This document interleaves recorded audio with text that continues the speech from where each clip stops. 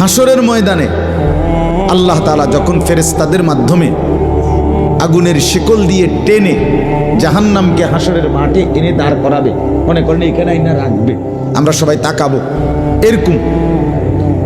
হাসরের মাঠে যখন জাহান্নামকে আনা হবে,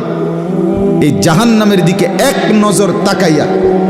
হাসরের ময়দানের সমস্ত নাফরমান পাপী বেঈমান আবারও বলবে আল্লাহর কাছে, রব্বানা আখিরনা